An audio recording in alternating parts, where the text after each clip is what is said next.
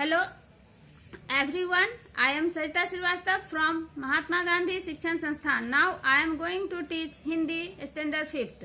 बच्चों, पिछले वीडियो में मैंने आपको आपके पाठ्य पुस्तक मकरंद से पाठ 12 पढ़ाई थी, जिसका शीर्षक था पुष्प की अभिलाषा. यह एक कविता थी. मैंने इसके प्रश्न उत्तर को समझाया था. आज मैं इसी पाठ से आपको भाषा और व्याकरण पर आधारित प्रश्न उत्तर को समझाने जा रही हूँ. आप उसे ध्यान पूर्वक देखना और उसी तरह से अपने पाठ्य पुस्तक और अभ्यास पुस्तिका में बनाओगे. आओ हम उन प्रश्नों को देखते हैं. व्याकरण और भाषा. पहला प्रश्न है, नीचे दिए गए शब्दों के दो दो पर्यायवाची शब्द लिखिए. पर्यायवाची शब्द का अर्थ मतलब आप जानते हो कि समान अर्थ देने वाला. तो यहाँ पर पहला शब्द है सम्राट. सम्राट का मतलब, सम्राट का दो पर्यायवाची होता है राजा, भूपति. भाग्य का किस्मत, नसीब. शीश का सिर, मस्तक. देश का राष्ट्र, लोक. पथ का राह, रास्ता.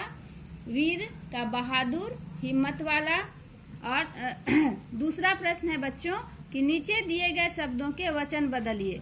वचन यहाँ एक वचन में दिया हुआ है, उसे आपको बहुवचन बनाना है. जैसे यहाँ बाला दिया हुआ है तो बाला से बालाओं, गहना से गहनों, माला से मालाएं, बगीचा से बगीचे, रास्ता से रास्ते और अभिलाषा से अभिलाषाएं. तो यह वचन बदलकर लिखाया. तो एक वचन में दिया हुआ था, हमने इसे दो वचन बहुवचन में इसे बदल दिया.